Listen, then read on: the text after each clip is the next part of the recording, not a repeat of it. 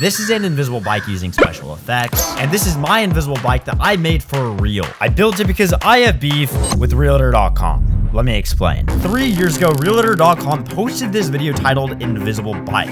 Clickbait. They baited me in. All I see is a random person in a white abyss getting penetrated by unholy amounts of water.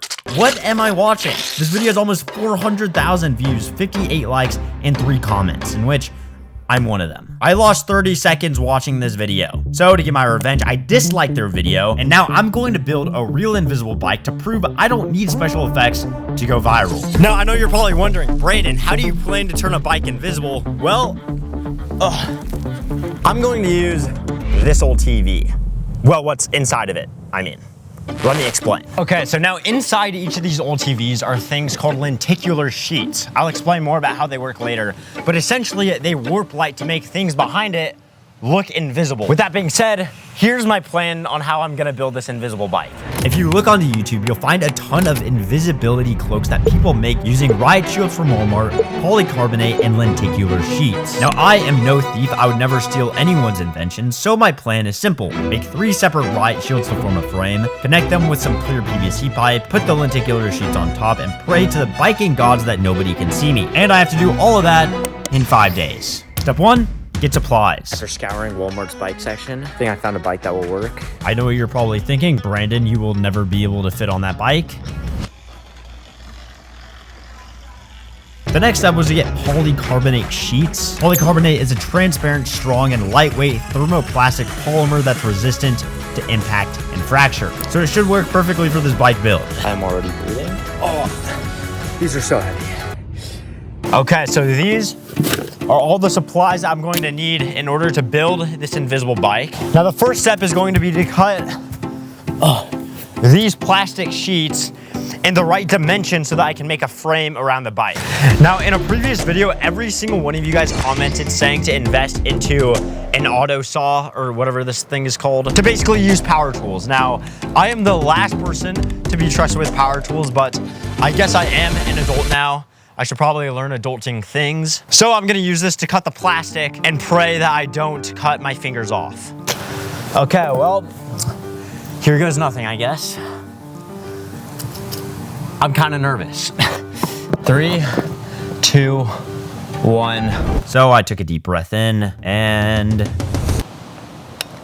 it didn't work. So I decided to just use a manual saw like the good old days, but I'd be lying if I said I wasn't a tad bit confused. I realized in this moment in time that Google lied to me and then proceeded to vow to never use a manual saw ever again. Well, that did not work at all. As you can see, the plastic completely cracked, which means I need to figure out a better way to cut plastic. Hey Siri, what is the best way to cut plastic? The best way to cut plastic is by using a plastic cutting blade.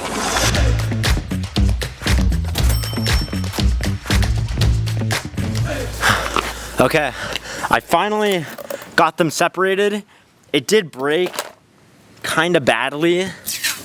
Like, this is probably a safety hazard. It might be a tad bit smaller than I had hoped, but I mean, it's better than nothing. So I think we're just gonna have to make it work. Okay, so the next step is going to be to put the frame together. Now, the reason why I need this project done in 5 days time is because right after Realtor.com brutally stole 30 seconds of my life that I'll never get back, I got into contact with a real realtor from Realtor.com to show off my real invisible bike. That, if executed successfully, should go ultra mega viral. You see, invisible bikes have gone viral in the past. This video has 2 billion views on TikTok. The only thing is, just like Realtor.com, they use special effects. So my real question for doing all of this is, would building the real invisible bike go more viral? So the plan after this bike is fully built is to do the most viral things I can think of. And if my plan is successful, it'll make this bike that much more valuable for me to flex to Realtor.com. But first, I have to actually build this bike. So I got right to work, peeling, gluing, cutting and gluing some more. And after hundreds of dollars of super glue, oh my gosh, really hundreds of dollars? This is getting so expensive. I let the super glue set overnight. And the next day it was time for step 3, which has to do with optimizing our chances of invisibility by playing along the strengths of how the lenticular sheets not only warp light and colors, but the lack thereof. If that makes sense. Here, I'm just gonna show you. In order to really sell the illusion of invisibility, you don't want the thing that you're trying to hide have a super vibrant color to it. You want them to be very dark and mellow colors. So in this package right here is the world's blackest and darkest paint. It's called Muso Black, and it should be able to sell this illusion to the fullest. Now this is what it looks like. It says that it absorbs 99.4% of visible light, which should be perfect to make this invisible. It says to keep out of reach of children, but luckily I'm 20 years old, so it should be okay. It says to shake well before using. It says avoid contact with skin, and a whole bunch of other precautions. Now this stuff, if used incorrectly, will probably stain any and every surface that it comes into contact with, so I need to be extremely careful about my clothing because I own about 4 or 5 shirts and just wear them on rotation every single week. I'm also gonna put a tarp down right there so that my driveway doesn't get stained permanently. I don't know how I would explain that to my parents. I have 4 of these things, so I'm praying that it'll get me all the way to coating the entire bike because these things are not cheap. I think one of these things is like 50 bucks, so I hope this thing works. Will this work? I have no clue. That's the thing about most of these videos that I do is I am not a builder. I just like doing these videos because they're a fun challenge. I meet a lot of great people along the way. And most of the time, since I'm so bad at building, I end up building something so unique that it's hard to replicate. It's almost like I'm a fake engineer that bullshits his way through and somehow ends up succeeding in the end. Even if that means spending 10 times the amount of time and money on a project to ultimately build something 10 times worse. Because the thing I end up building will most likely have a lot of character to it. Which is the exact opposite of what happened here. I ended up finishing painting the bike. It looked pretty good and was not easy to see. Oh yeah, look at that. That looks great. Here's proof I still fit on it. Let's go, baby.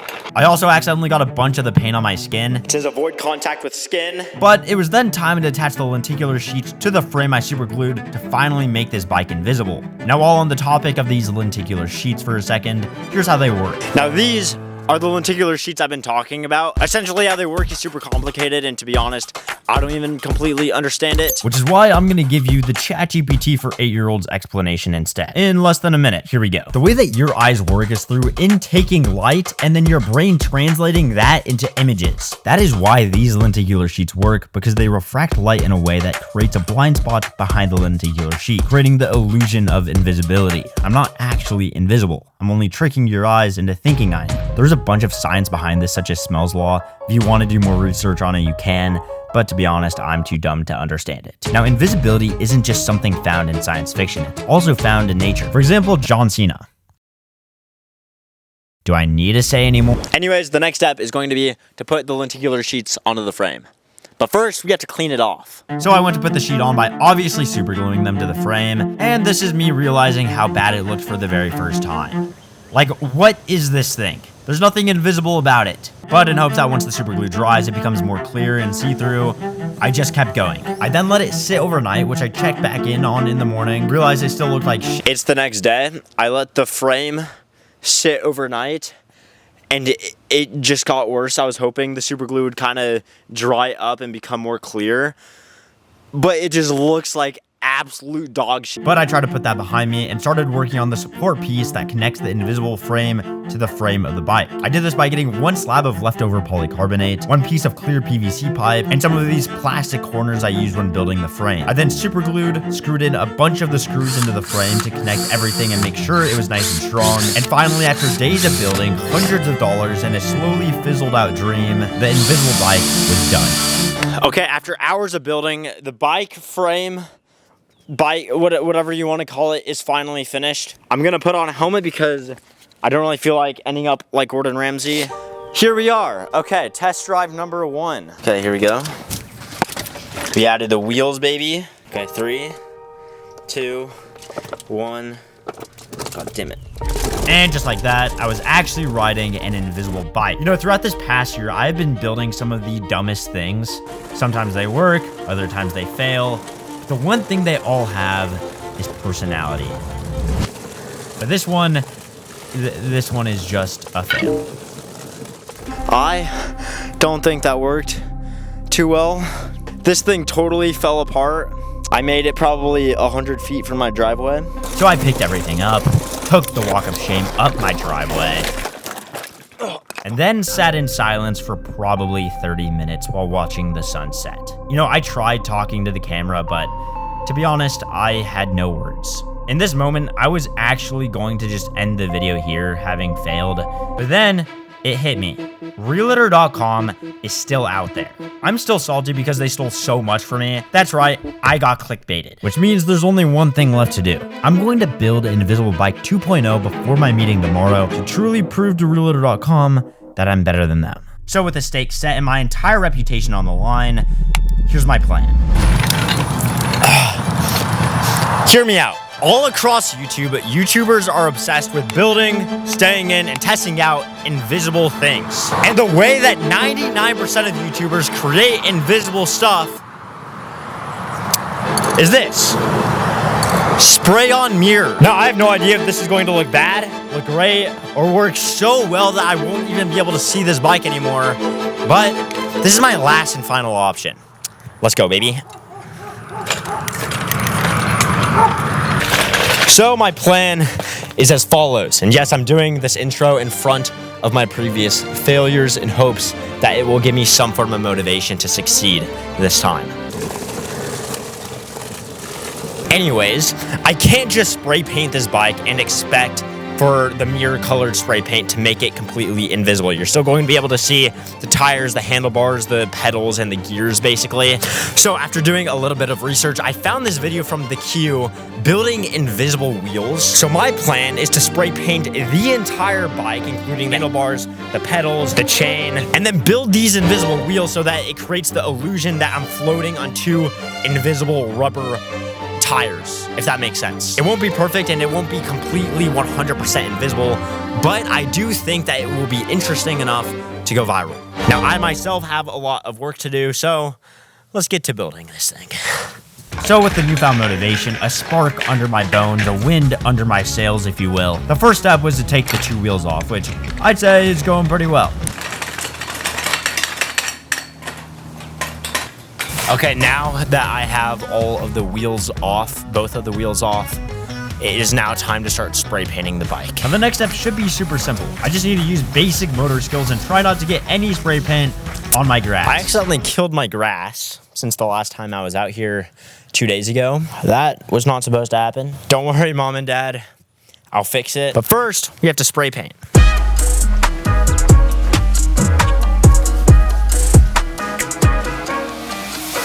Now, while watching this footage back, I realized there's something really strange on my face. You're probably wondering. Well, that's because as a kid, I sniffed a lot of Sharpies, and I cannot afford to lose any more brain cells inhaling spray paint. So let's get to spray painting.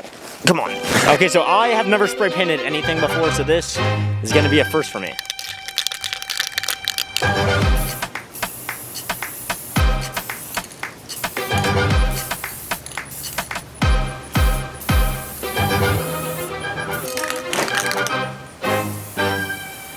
Spray painting is now officially done. I'm gonna let this sit and dry.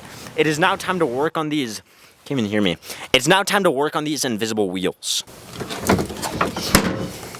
I would literally rather inhale spray paint than wear a mask ever again. Oh, I can finally breathe, I can finally breathe. Okay, now the first step is going to be to take the rubber part of the tire off, which means I'm gonna use this screwdriver to deflate both of the tires to remove the rubber part.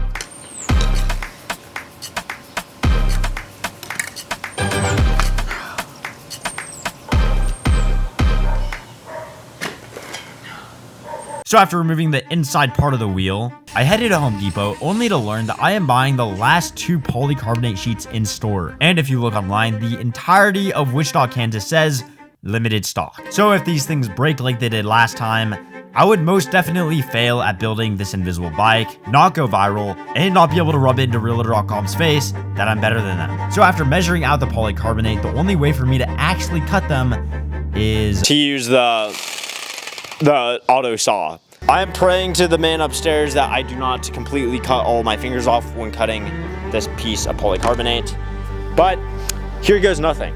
I got the safety glasses on. Oh, please work. I am so scared. Oh my gosh. So I just started cutting, hoping, praying even, to not cut my fingers off. But for some reason, the polycarbonate sheet just wouldn't cut. I tried every different angle. I tried clamping it down, but that didn't work either. Now with it slowly getting dark, not knowing if this would even make the bike invisible or not, I started to get annoyed. I started to get angry, and then I lost it.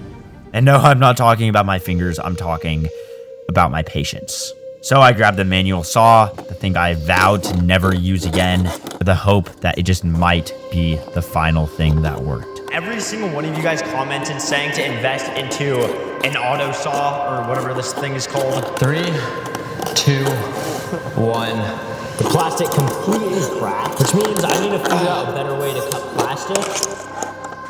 But I should have listened to you guys and my previous self, because just like at the beginning of this video, by using a manual saw, polycarbonate broke.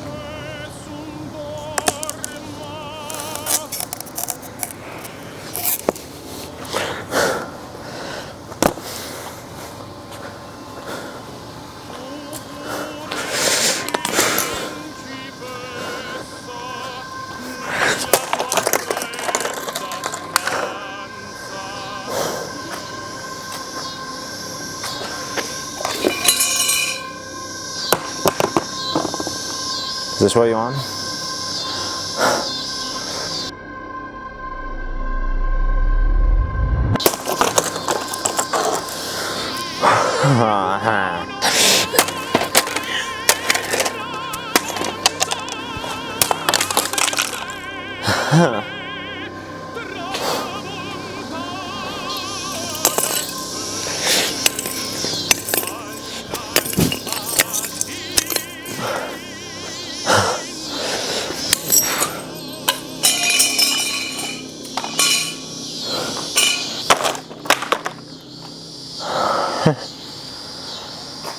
Well,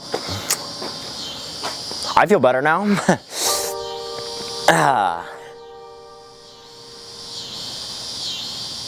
Yep.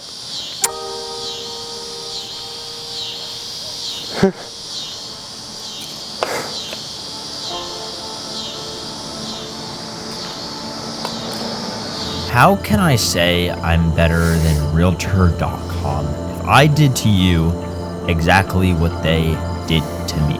Create a false expectation of a video and waste your time. They not only clickbaited me and stole 30 seconds of my time, but 4.5 days of my life. There is no happy ending to this video. There is no going viral. There is no temperance, no vengeance. There isn't even an invisible bike. So the next day, I hopped on a call with a realtor, expecting to try to prank them. So, what are you looking for? What kind of house can I get you into today? But to be honest, we just looked at houses. I decided I'm moving to LA after this meeting. Away from Wichita, Kansas, away from my family, away from who I am here, because I need to change. But now, at least I know. Realtor.com ain't that bad.